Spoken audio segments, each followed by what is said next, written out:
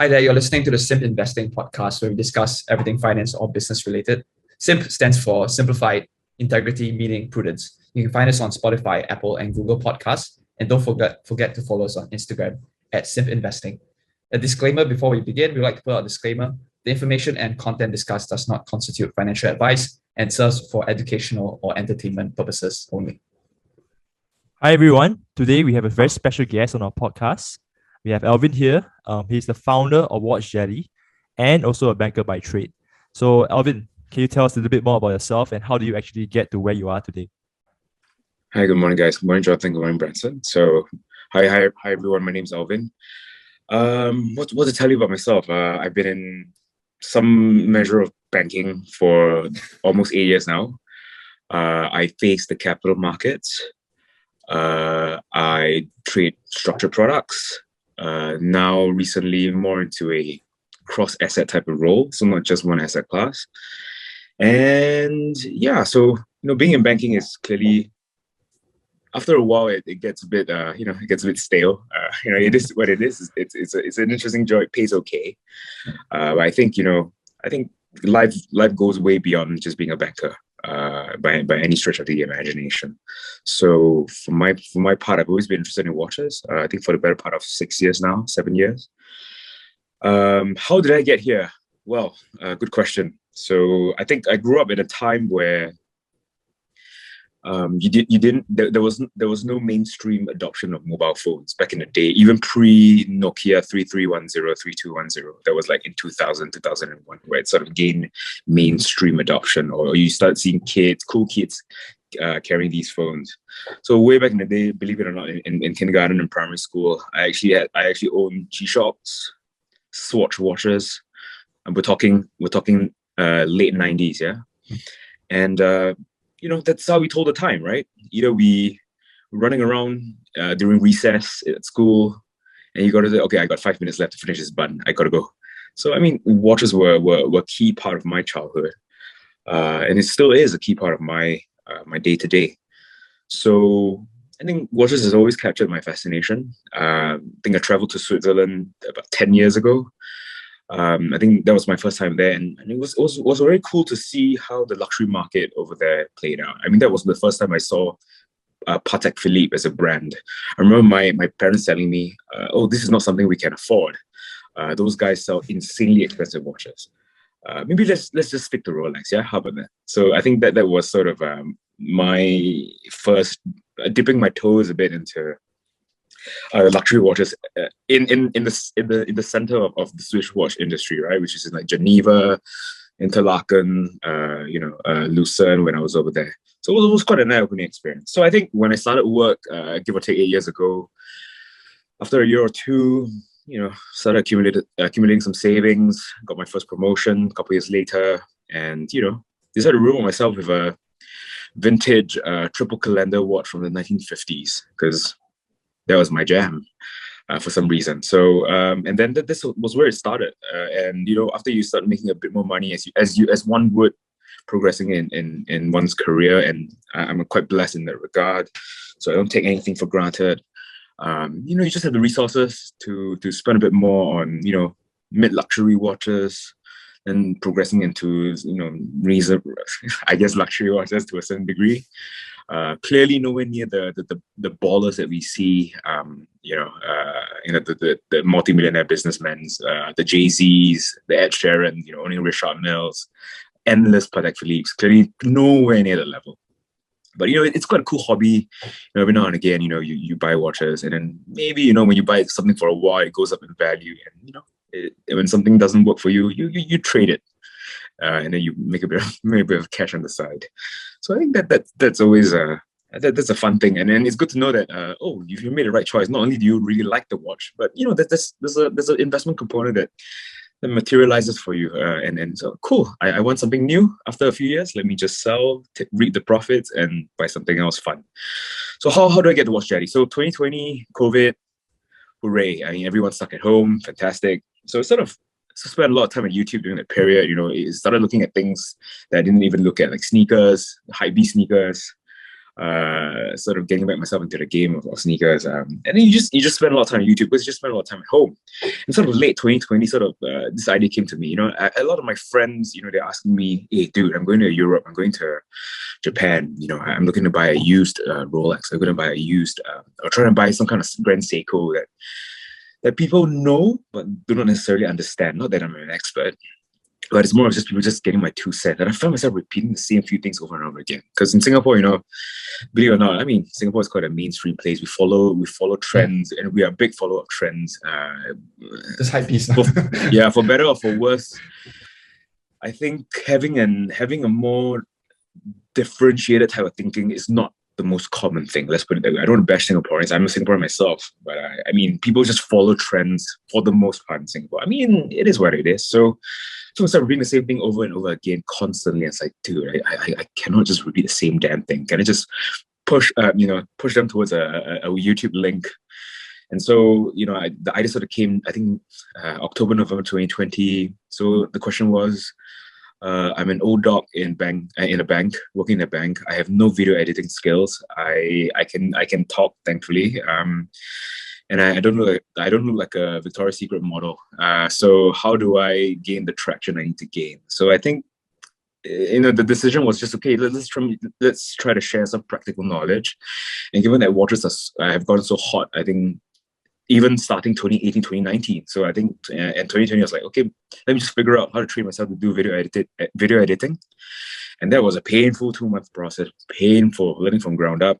And so the idea of Watch Jelly was mainly to, you know, I think we wanted to follow Hodinkee Talking Watches series, where they would invite a special guest to chat for like, you know, 10, 12 minutes. So for my part, I was like, no, let me do something a bit more interesting, as opposed to just bringing a guest on and then straight away jumping into, okay, I have 15 Rolexes, 25 Patek Philippe's, 14 APs. I was like, okay, let me create something whereby I invite someone interesting on, hopefully not from a banking job, because again, it's just boring. I have banking sometimes. So half the video we will talk about this person's upbringing. If this person has a very interesting career path, let's talk about that. And, you know, how did they get into that? So that, you know, you can appeal to younger audiences in university, how they can probably learn from this person's experience from a career prospect standpoint, or, you know, or, you know, just learn a few things from the podcast, or from the guest. And then we will move the later half into, so how does that influence your watch collecting experience? So that was the whole idea. And that was really the thought process with Watch Jelly. Clearly, I didn't have the network that I have is quite limited. Let's put it that way, or maybe just I don't know enough interesting people to deem worthy to be on the channel. So that's why I think I branched out into, okay, and these videos are not getting. I'm not inviting Jay-Z, Ed Sheeran, famous people on YouTube. So the algos are certainly not working in my favor to get views and all that. So I think the idea was to just, you know, work on content that, you know, people can actually use, and, you know, just 5 minutes, 10-minute snippets of what people find, of what I find are questions that I get asked the most, and then just really just put them in a format that hopefully is not too painful for people to watch, and yeah, and then there we go. So that's Watch Jelly. Yeah. Right. So Yeah. I think I watched a few of your videos. I really like the part where you talk about the guys, how they got there, what they do as a career, and then link to their watches. Because I feel that, I mean, besides using watches for investments, right? I think a watch also like really showcase how it might showcase like what a person is like, his personality, his taste. So I think the having to see that taste in terms of watches spill over in terms of their life experience is really quite an interesting thing, especially since I myself, I think I watched some Hodinkee videos, but I think most of the time they're just like sharing their collections, especially if you get like people like John Mayer, you can learn a little bit more stuff about the industry as well. But so I think I'm someone who's also, because of the whole COVID situation, I really start to like pick up some interest in terms of watches, but not particularly in the sense of like how the mechanisms work or the movements, etc. But so I'm like more of a superficial kind of guy, but I really like to understand your take, like how can someone, like, you know, start collecting? Is it like what is the mindset that someone should have when they start collecting? Is it basically just in terms of like, I really like those watches, I really like those brands, or someone who's like, I actually like the brand, but I also want to make some money, or someone should actually just like, I should just collect to make money? I'm pretty interested to hear your take on this. Yeah, absolutely. So I think more in more recent years, watches have obviously, the investment component has grown quite a fair bit with regards to collecting watches or even buying watches. And while in the past, sure, I'm sure there's some kind of investment component to it, but clearly information wasn't as readily available. We call that the Hodinkee effect, right? Hodinkee started out, I think, 12, 14 years ago.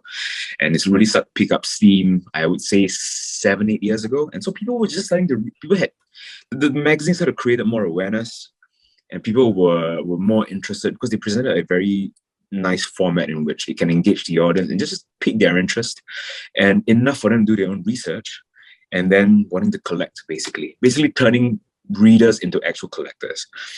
So how do you pick these watches? I would say, okay, let's be real. The investment component is a thing that will now forever be tied to collecting watches. But I think that is largely a secondary thing, in my opinion. I think this ties into probably we'll touch on this again, but this I think is a key point to talk about, at least from my standpoint, is that you can like a watch, that's fine. You can like it in a way that you understand the movement, you understand how amazing a watch is designed, whether from a movement standpoint, whether from an aesthetic standpoint. I select watches. I think most people select watches, number one, based on their aesthetics. That's by far the number one reason. If you have an amazing movement and it looks like a toad or a ball sack of a watch, then probably you wouldn't buy it. Right? I'm pretty sure. So I think aesthetics are clearly important, number one. And then the movement part, I think that would require some years of understanding how things work. Or if you have an engineering degree, fantastic. Your time is probably cut short. 20% of what probably you just need 20% of what most people take. The time that most people would take to actually understand how things work, and understand the process behind that. And then you gradually grow. I mean, you grow along. As with most hobbies, you actually need time to gain that technical part, technical know-how. So I think for a start, especially even for me right now, I still look at aesthetics. Number two, you look at the design. In terms of the movement, as you said, how amazing something is, whether you have a 10-day power reserve, which means to say that the watch, if an automatic watch, you wear it on your wrist and you put it down after that, you don't wear it for 10 days, it should still continue running, which is amazing. Normally, Rolex watches these days are around 3 days or 72 hours power reserve. So 10 days is quite an amazing feat. And then I think last but not least, if you've gone to the point where you become a nerd in this space, you will actually go as far as to understand the ethos of the company, the watch brand itself. Why the design ethos, the way in which they think about how they want to design.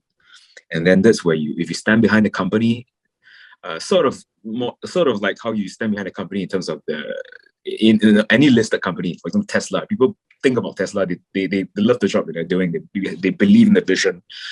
Similarly for watches, you can stand behind it as well and collect and buy their pieces based off of that as well. So I would say there's a long shot on how people collect. Investments, yeah, there are people who just buy something. I have colleagues in Hong Kong. I moved to Hong Kong 7 months ago, by the way, and I have colleagues in Hong Kong who just buy because let's just be honest. Hong Kongers are more money crazy than us, generally speaking, and there are people who just buy watches because if I buy, sure, appreciate one, so let me just buy, and they know next to nothing other than it's Rolex, it's AP, it's Patek, and therefore they have the club, or the street cred when you wear these sorts of things. So unfortunately, that is going to be a part of a market that's hot. But it is where it is. We'll take the better with the better, and that's the way it goes. Yeah. Okay, can I ask this question, right? As a beginner, for example. So it's like, I'm a beginner trying to buy a watch for the first time, right? And then I keep hearing that it's like, okay, it's impossible to get at retail. Or it's like, you need to go to the dealer to establish a relationship so that you can get in line for the watch, so that you don't buy on the secondary market. So like as a person who has never bought a watch before, it's like, what does establishing a dealer mean? Like, you know what I mean? How do you even initiate that? And how do you even go through that process? Yeah. So I think this case of establishing relationships or purchase history with an authorized dealer, this is not new. This has been the case for, I think, Birkin bags for many years now. So Birkin bags are insanely hard to get. I mean, not that I'm a handbag connoisseur, but that's just the way it is. So when something when something gets so hot, such that, typical demand supply, basic economics we learn at JC. When demand exceeds supply, prices go up. There's not enough supply to meet the demand. And then in the grey market, people are willing to pay more than the retail price for a watch. And when that happens, there's profit to be made, right? So if something sells for 12,000 Sing dollars and the grey market is going for 15, even if you don't know anything about the watch, it's like, okay, if I buy it, I just spent 12K today, within a month, I'll sell it off and I'll make 3K. That's 25% return. Hopefully I can get it in a month. Annualize that, that's how many 100% per annum. So if you, that is just the way that it is. That's why it's constantly watches, in-demand watches, stretches beyond many brands. They're just not available at the AD. So establishing relationships wise, this is the politically correct answer. So if you and I, we are just regular working class folk and we walk into the AD, that's what they'll tell you. Because you know why? ADs have the unfortunate task of handling mystery shoppers sent by the brands themselves, sent by Rolex themselves. And one in probably 1,000 customers that walk in, these guys are actually secret auditors. And they have to say certain things. They have to.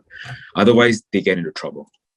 Whether Rolex like, okay, this is not the way you do customer service that we approve of. You're going to get less hot models in the coming 6 months. And then they're screwed, basically. So the idea is that they have to say certain things. But at the end of the day, to summarize, none of us here are multi-millionaires. If you have multi-millionaires listening to this channel today, we've made it. Yeah, we've made it. We've gone to the point now.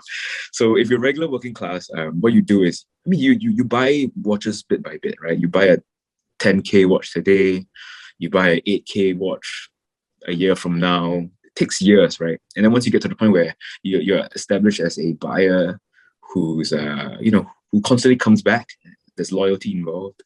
And fantastic. After maybe 3 to 4 years, maybe you get a chance to get a reasonably difficult to get piece. Then you say, okay, what about if I have 200 grand to spend right now? So how can I?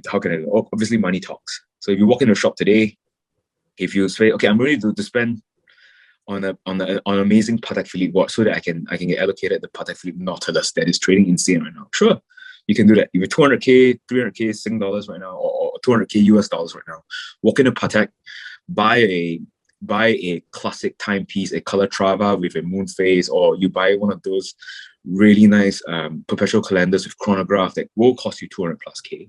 And then, sure, wait 3 to 4 months.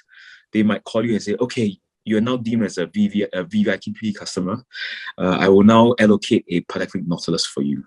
So that is why you realize the Patek Philippe Nautilus is trading for around 300,000 today. Because more or less it is pegged to how much you need to spend at the AD, plus the actual retail price of the watch itself. That's where you roughly get a mark-to-market price of the grey market. That is how it works. So if you want to skip that whole BS process, you just buy a piece outright, save yourself the trouble. That's more or less what you have to pay in the grey market. And not to mention, I guess, also to be fair, the Nautilus has been discontinued, so that's why the prices are sky high. So, but for watches that are still in production, that are being sold at the grey market, unattainable at the AD, this is how it's priced. Just as a guideline. Yeah, no wonder, sometimes when you go to the ADs, right, they will ask for your name cards. Yeah, they would do a fast, very quick background check on yourself. But actually, I'm very curious, some of the models you mentioned earlier, like the Calatrava, the Perpetuals, all that. Actually, these watches are also, as in my opinion, I think they're very cool looking. They're very aesthetically pleasing as well. And I feel like they have more prestige to it. But I don't know why, why are all the steel models preferred so much more, right? Even for the Rolexes, the steel models, the Pateks, the APs, all they prefer the steel models. Is it because of I don't know if it's loosely linked, but a lot of the American rappers are wearing steel watches. And then like before John Mayer talked about the Rolex Daytona, which is now called, I think, the John Mayer. It wasn't as preferred in demand before. So is this influenced by that, like the prices wise in demand? I would say sports models are generally preferred. Why? Because usually sports models in the past, let's talk about Rolex, for example. Rolex sports models are largely tool watches. In the previous century, mid-century, last century. So in the 50s, a lot of these models came out.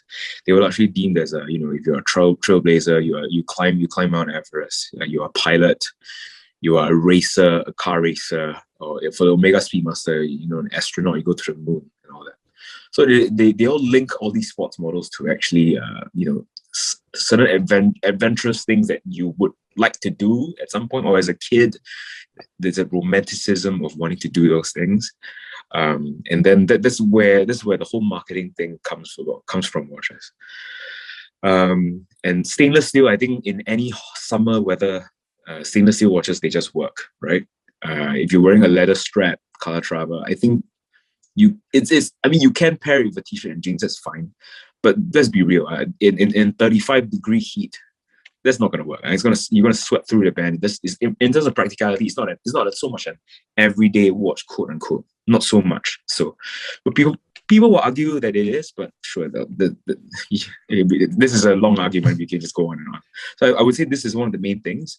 And sports models, I suppose, when you link the 1970s with AP, the Royal Oak, and mid the 1976, the Nautilus. That was during the quartz crisis. I'm sure there's a whole rabbit hole of quartz crisis materials you can read up on. But the quartz crisis basically was like, why should you need to pay thousands of dollars for a gold watch and for a very intricate movement when you can just buy, at the time, $15 for a quartz watch, mass produced in Japan, Casio. That even luxury brands were jumping on quartz watches at the point in time.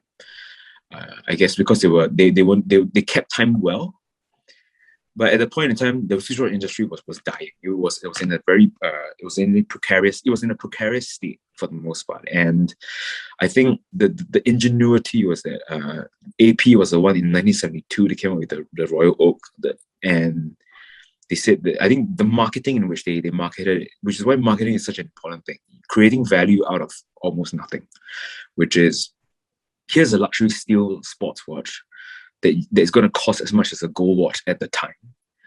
And this is for those who know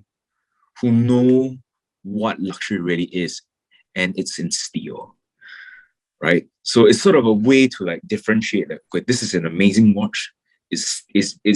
You're buying this because of the design, because I guess the movement was okay. The design was the key part. And it's meant to be luxury, but also a bit rugged design, industrial design, sort of. And then from that standpoint, they want to differentiate themselves from just a regular timepiece that is a quartz model. And it's also prevalent today. Why should I buy an AP Royal Oak when I can tell the time on my stupid mobile phone, right? So watches are, believe it or not, I believe this. I believe this myself. I mean, you can say I've been brainwashed, whatever. I don't care. Watches are a way to express your individuality. It's a part of your identity. You don't hold one of hundreds of millions of iPhones out there where it's just one thing mass produced. It's just a tool. Whereas a watch is, I wear something today, I'm in a cheery mood. So let me wear something that's bright and shiny. Today I'm in a very serious business mood. Let me wear a very strict and stern leather watch with a triple date complication, for a cocktail event. There's a way to express your mood, your personality, the way you dress, just like clothes. Why do you wear hype beast? Why there's so many different kinds of Yeezy 350 V2s, so many different colorways and all that. So it's just a way to express individuality. And obviously you have rappers doing that, which is also a part of their identity. So kudos to them for bringing this to, I think, creating the hype to a degree, but also in a way, thanks for hyping it up to the point where I can't afford one. Yeah. I mean, can you share your own personal? You don't have to share all the collection, but your first watch, how which models did you buy, and like how did you obtain those pieces? Sure. I guess my first serious watch I bought was I was watching Hodinkee quite a bit, so I bought a Omega Speedmaster CK2998 limited edition. It's a blue limited edition watch. I think if you watch Waco on Talking Watches, he has that exact watch. With Hodinkee, that is. That was my first watch I bought with after my bonus was announced. Nice watch. Paid about 8,000 plus Sing dollars, 6,000 US dollars. Love it. When I wore it for a couple of months, I realized maybe not so much my thing. You know, that's why you see when you buy something, try to at least try it on. Then 3 months later, I realized it's not my thing. Then I saw on Carousel a Rolex Daytona, stainless steel, no box, no papers, selling for about 15% cheaper than the full set. This was in, I can't remember, 2017. Then I was like, okay, I need to sell this Speedmaster right now. I sold the Speedmaster in a matter of weeks, and I bought that Daytona and wore it for quite a few months before selling that off again. So I would say that was sort of my I guess the first few things that I purchased on my own, and I've never looked back since. Okay, when you have no box, no paper, right? Does that mean the certification is not there? Like what does that mean? So basically, if you buy a Rolex today from the AD, the watch comes in the box. Yeah. It comes with a warranty card. Basically, the warranty card also acts as a certificate of authenticity. And then obviously you get all the booklets and all that. So that would what we call a full set. It's sort of like it's selling a sneaker, but you don't have the box, you have the receipt. So it's not really a full set per se. So collectors, I think collectors are everywhere. It has the same obsession, which is, can I have something that is in good condition and it comes in the full package? You don't want it ripped up from the thing, as with most things. So I think with watches is the same thing. And I just never stopped. I just kept buying, and then I jumped to a different firm a couple of years ago, and they paid better, so I get to enjoy more as well. So I think it basically, in a way you aspire to do better in life, financially. Yeah. Hopefully that's not your only motivation, but the idea is, when you do better in life, you get to purchase more stuff that to cater to your heart's desire. Let's put it that way. Yeah. Understood. Okay. I have one side random question, right? Like I watch YouTube, right? And then I always hear this across videos, across YouTubers. So my question is why does Hugh Blow always get shit on? And why do people think Richard Mille is super overhyped and trash? There's I don't know, it's the dichotomy is so open up, right? There's the polarization of everyone hates Richard and then they really love Richard. So it's what's the deal there? I think surprisingly, these two brands that you mentioned, both of them belong into the more ostentatious design ethos, right? They're more ostentatious in nature. Yeah. I would say, firstly, you can read everyone's opinion, and I think it's important to be able to make your own opinion. To be honest, I read what everyone says. If I disagree, I disagree. Who cares what they think? Who cares what even I think? Who cares? Richard Mille, you know what? Some designs are so out of whack. I don't understand. But there are certain pieces that I actually really like. And I get it. I actually get it. Because I think it becomes a bit, I think some people find it vulgar that sometimes watches, with its ostentatious design, it gets, you're ultra rich, and pop star celebrities buy them. Lin Junjie has several Richard Milles, JJ Lin. Yeah. Does it mean that he's an a-hole for owning those watches? I don't think so. He just loves those watches, and you buy whatever you want. To be honest, I think you form your own taste. Who cares what other people think? You buy whatever you like. If it's ostentatious, that's your personality. Sure. And generally, celebrities, they are more ostentatious anyway. That's just the way it is. So I don't see an issue with Richard Milles, to be honest. I think it's more vulgar when it's so the prices are going up from 200K to 500K US dollars. And people just find those kind of monetary values vulgar and reprehensible, I guess. But who cares? It's your own opinion. Yeah. Hublot, different story. I think what I don't like about Hublot is that a lot of their stuff, this is my opinion again, they like to follow what other brands are doing in the market, and they come up with a design that somewhat resembles those designs, and they try to make it bombastic, but it's okay. It's not that great. Some pieces are fine, but overall the brand ethos, I don't follow it, man. They're just trying to be.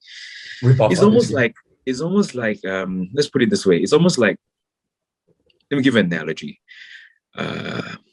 One day, a random brand like Fila, for instance, a sportswear brand, Fila, F-I-L-A, Fila, decides to, okay, let me create a bunch of shoes that resemble the Yeezys because they're hot.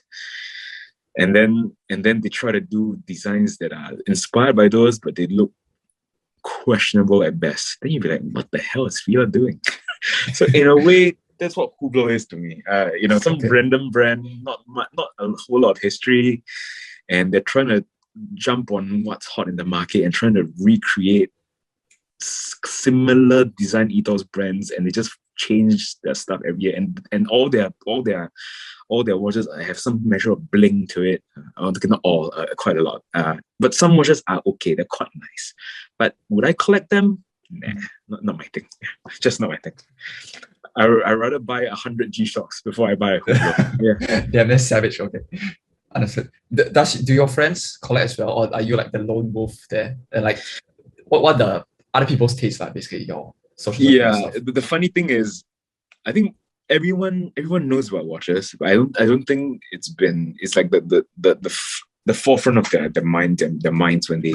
I think watches. Hodinkee has done a really good job in bringing attention to watches, in the sense that people understand so much more about it now. My friends, I would say, also because of me, partially, because they're seeing me always wearing stuff, buying new stuff, not from a rich bitch lifestyle standpoint, but it's more of, this is what I enjoy.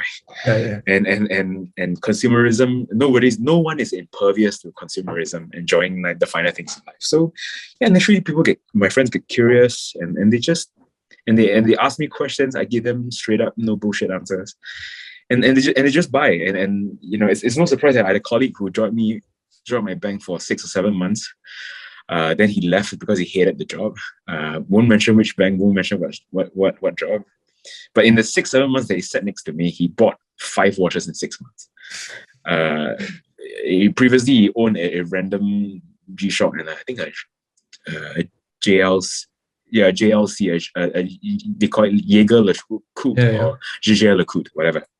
So he bought 5 watches in about 6 months, and everybody calls me poison now, because I poison their minds and I poison their wallets and their savings account. Yeah, I mean, whatever, I'll take it. But I mean, I think, yeah, I mean, my friends collect, and like it or not, certain pieces that I find have amazing value, and this is also undeniable. The watch world also thinks this way.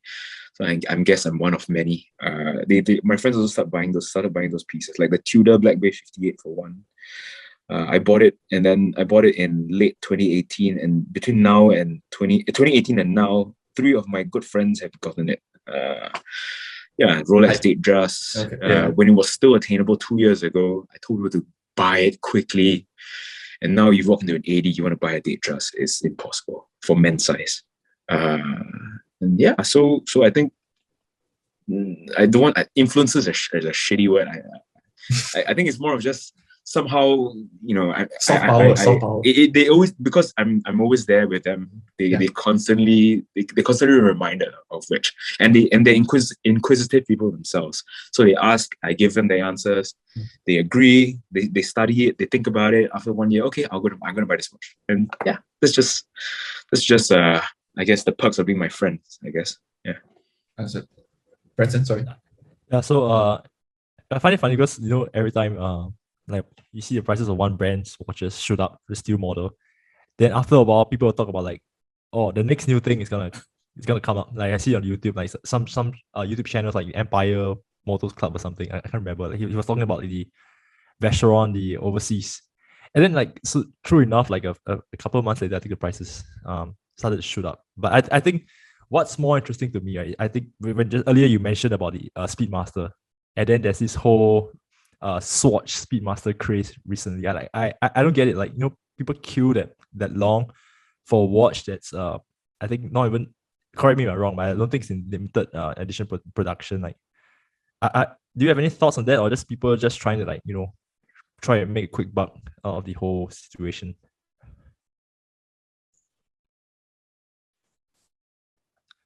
Sorry, I think I missed it. I'm on mute. Yeah, sorry. The most safe thing in 2020 and 2021. You're on mute.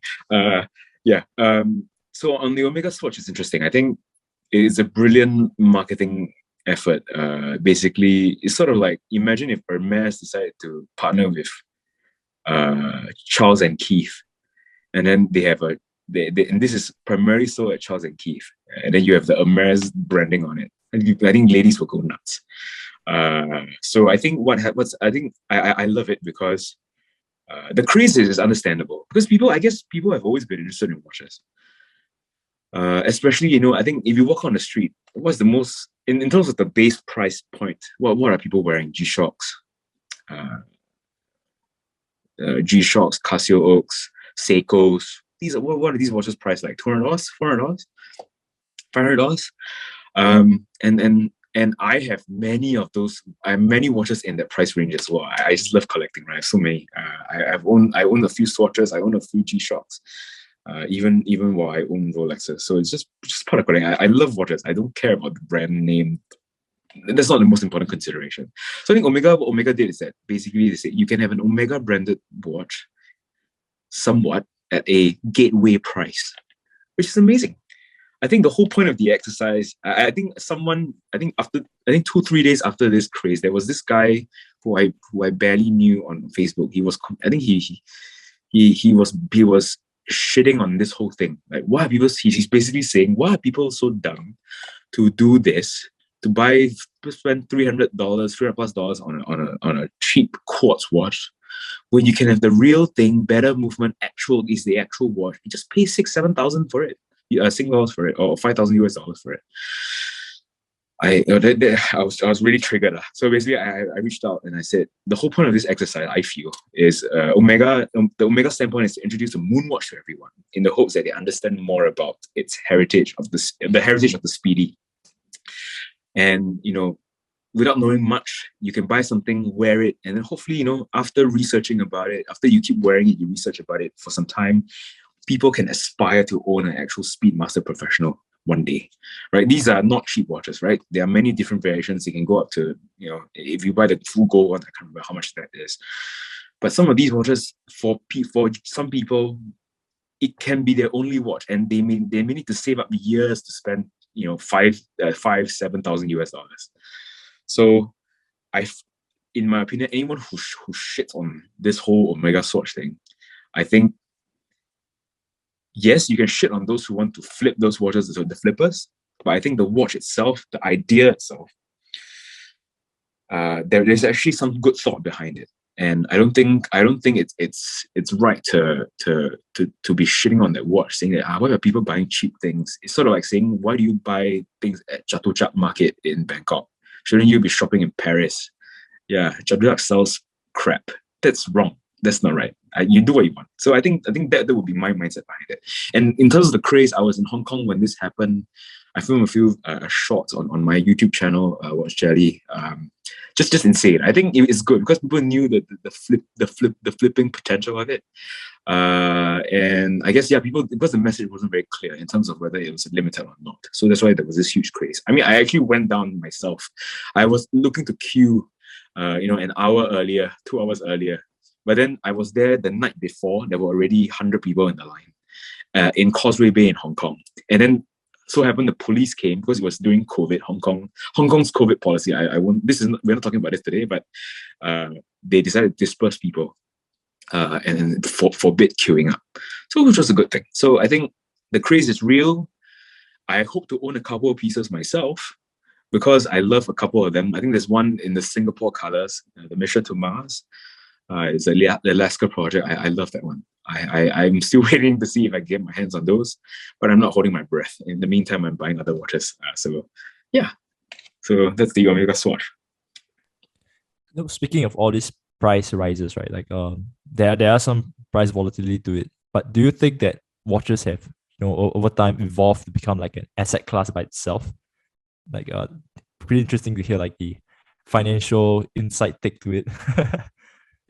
I think hopefully you asked the right guy. I cover cross assets, so I do all sorts of asset classes in my role. Are watches an asset class? I think the question to ask would be then: are cars an asset class? Are your hype beast sneakers, hype beast an asset class? I think strictly speaking, they aren't an asset class. The metal that your watch is made of, that's an asset class. Yeah, right? That's the gold Daytona that I have. So the gold in it is an asset class, right? It's commodities, precious metals. I think it's important to note that that prices move. I think maybe let's talk about how prices have moved recently. I think prices for watches moved a lot between October last year and I think March this year. Why? I have a few reasons for it. Again, these are rumors. I cannot deny nor confirm. I was told. I've been chatting with people in my inner circle and people that I know in my network. There are a lot of. It seems that the Q4 of last year, there were a lot of folks who were long crypto. They decided to cash out, and when you cash out, you have anywhere from tens of thousands, hundreds of thousands, and a lot of that money, I was told, was poured into luxury goods. And watches, clearly, because watches has been going up the last 4 or 5 years. That's where we saw the huge move in watches last year, and then the first couple of months of this year as well. Second, watches have typically moved up in price during COVID because factories were shut. Production quantities came down by a lot because people just couldn't show up in the factories, right? It was lockdowns and all that in Europe. So, and then later on, the last 6 to 8 months, we have a material shortage. Commodities as a whole. Gold is so expensive relative to a start of 2020, start of 2019. 40%. The price is up. I think 1,003 an ounce now. It's 1,800 plus an ounce. I trade gold a lot actually for my clients. It's up 30-40%. As if you're a watchmaker, you should be really worried why gold price has gone up so much. So overall, that may have resulted in them producing less watches, and also basically the prices have rose a lot throughout COVID. And provided have prices come down. One more reason, and suppose this was in Singapore, especially. I mean, no, everyone's in the world as well. You couldn't travel for 2 years, and if you have a family of 4, going anywhere from even as close as Thailand to Korea, that will set you back 8 to 10K Sing easily. Never mind a trip to Europe or the US. So when you have all that spare cash, where do you put your money to? You can't. It's not easy to buy a gold bar per se. Yeah. The next best thing would be a gold Rolex, or stainless steel Rolex. So that's the truth. If you know people who work in the Hourglass, Cortina, they'll tell you the same thing. Local demand for the watches in that 10 plus K Sing dollars to 30-40K Sing dollars, those have been snapped up to a large degree. So all this has pushed demand up the last 2 years, 2020, 2021. What's happened the last 3 or 4 months? I would say a lot of the crypto. This is rumor. A lot of the crypto money has dried up.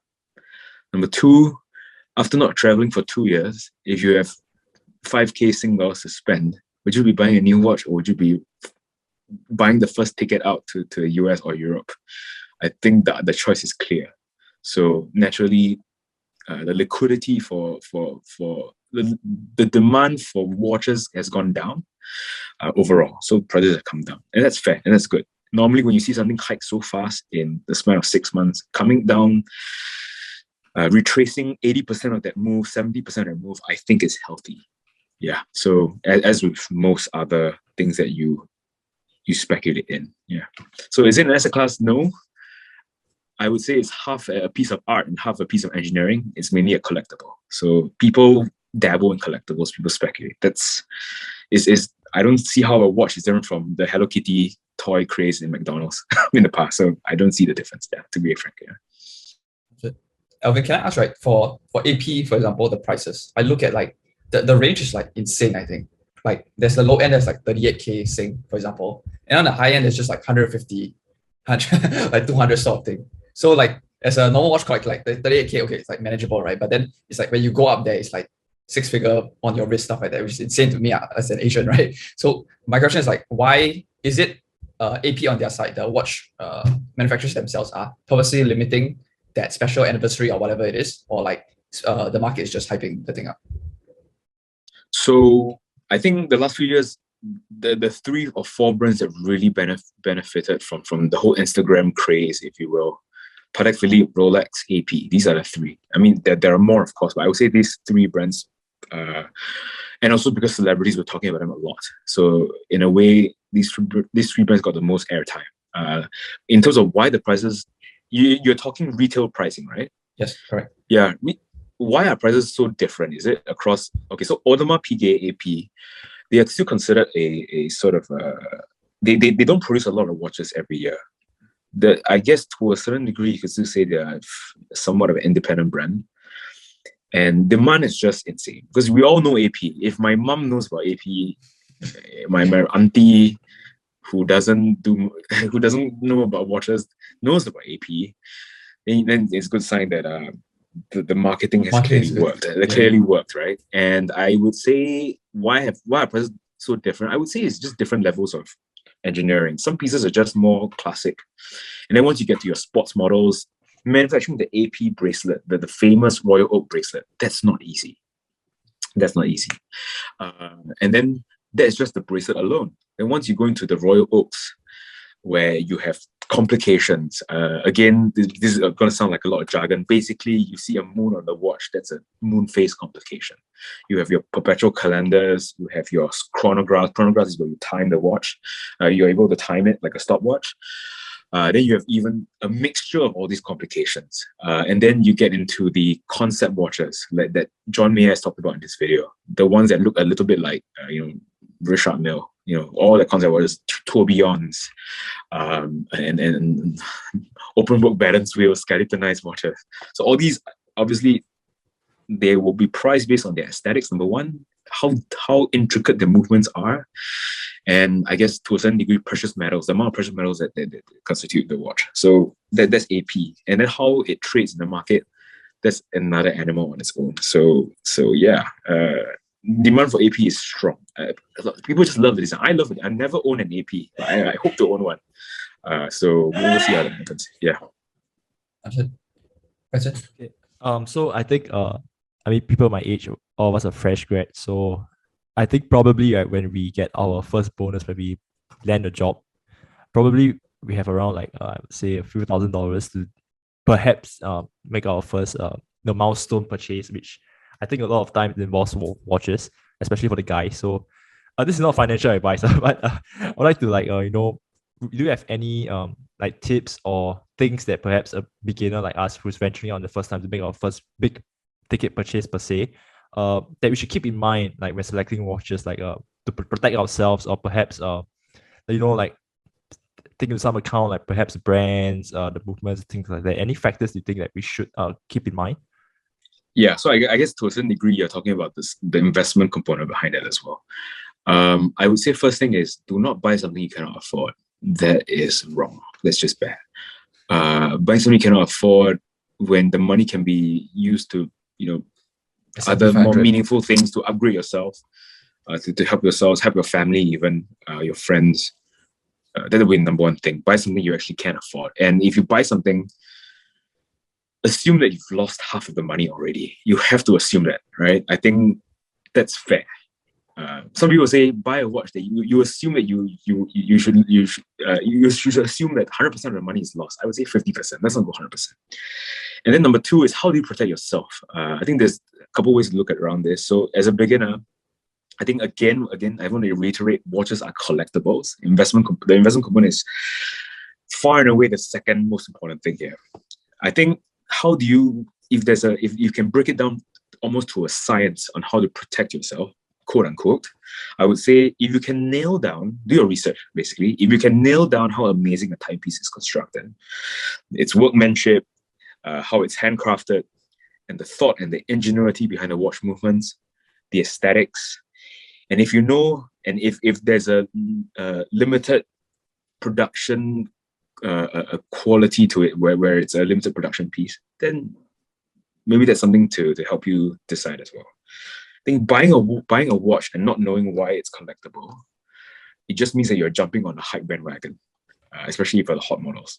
Not that it's right or wrong, but I think you're just almost blindly throwing money, and chances are, especially in the recent price sell down, you're much more likely to lose money than someone who knows why a watch is worth something and it's worth a certain value.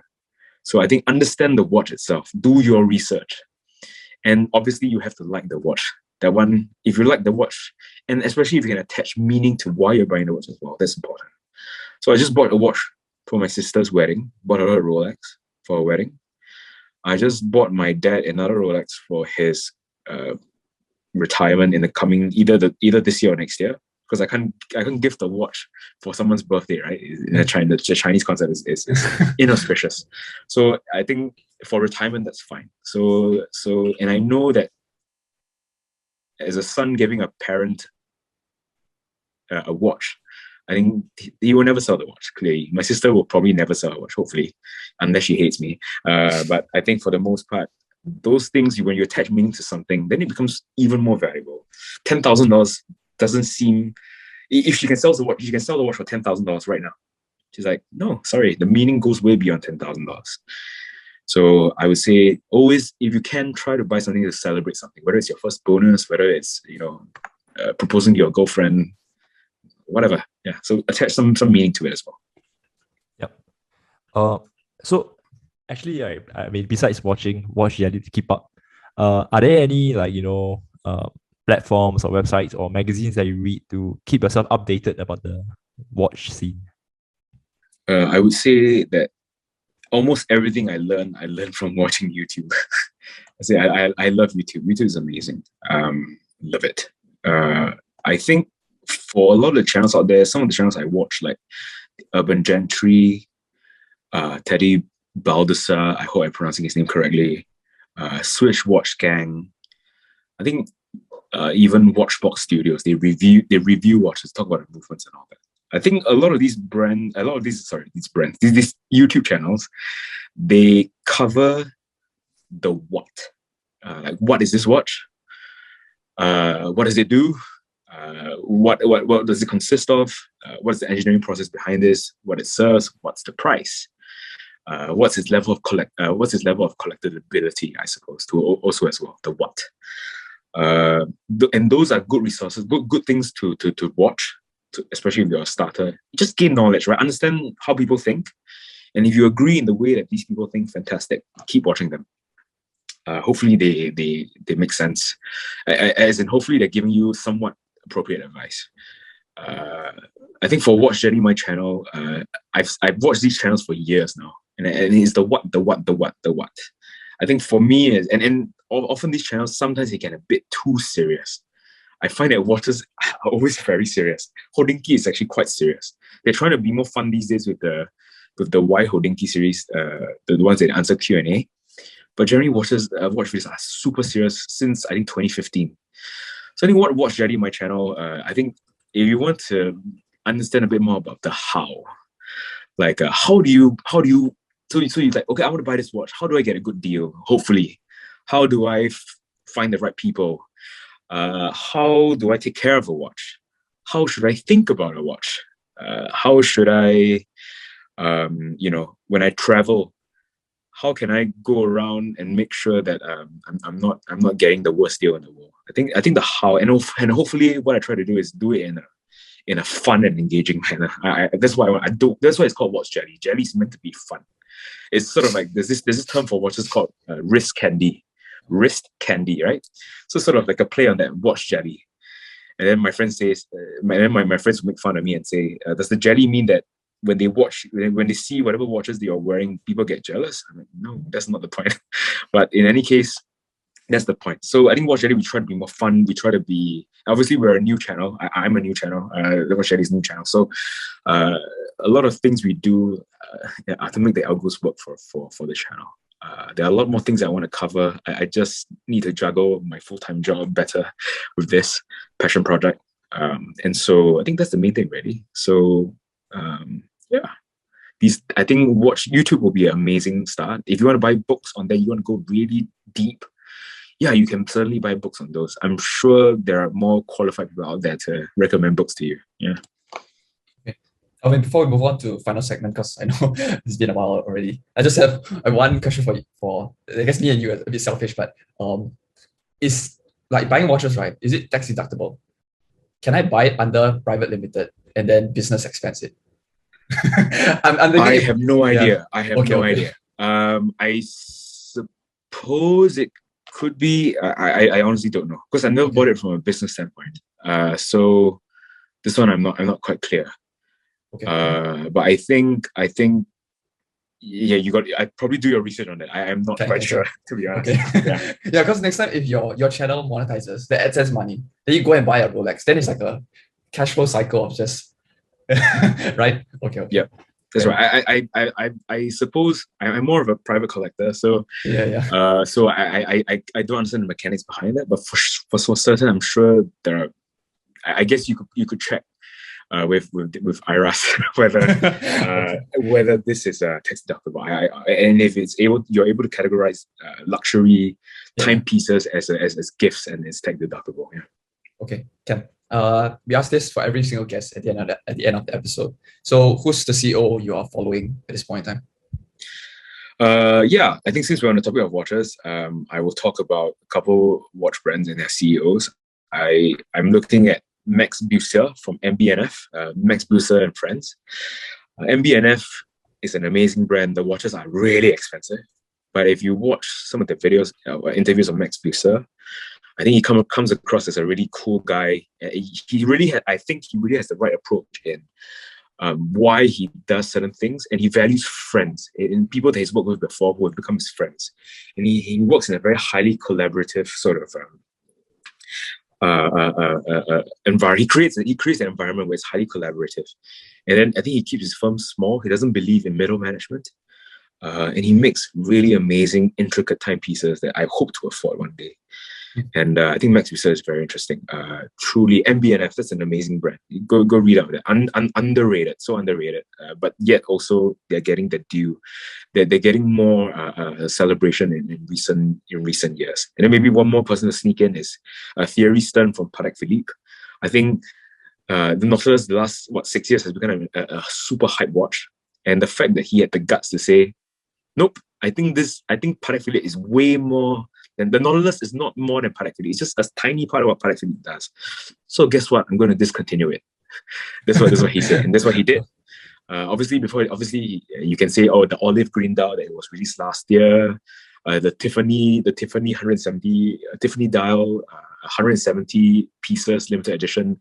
You could say that there's a cash cow to him, but I guess it really takes guts to say, sorry, we are more than just our hype model. We believe in the classic timepieces that we do. Those are more intricate. Those are more meaningful. This has gone way too crazy, and he's just he's going to stop. He stopped it basically. So I think that takes some guts, and you would hope that as a business owner sometime or as a business manager, you could make the right decision to do things that will affect your bottom line, but because it doesn't sit with your principles. I think these things are very key in life. So these are the two guys, Max Busser from MBNF, Thierry Stern from Patek Philippe. Yeah. So feel free to plug Watch Jelly here. How should people find you? Where is Instagram, Bilibili, YouTube, etc., etc.? Sure. Yeah. Again, thanks for inviting me on. Amazing. I will try to. Let me do the same for you guys as well. Yeah. So this is a highly collaborative environment. So Watch Jelly, you can find us on YouTube. It's a blue logo if you search Watch Jelly. And it will be this random dude bring a camera around bring a camera to film at around places that I shouldn't be filming at, and obviously talking and hopefully not making a complete fool of myself. And then you can also find me on Instagram at watch.jelly, and Billy, if you are a Mandarin speaker, if somehow you want to see me butcher Mandarin in my videos, in one or two of my videos, you can go to Billy and search for Watch Jelly as well. All right. Thank you so much, Alvin, for your time. And I think this will end the episode. And see you guys next. Thank you.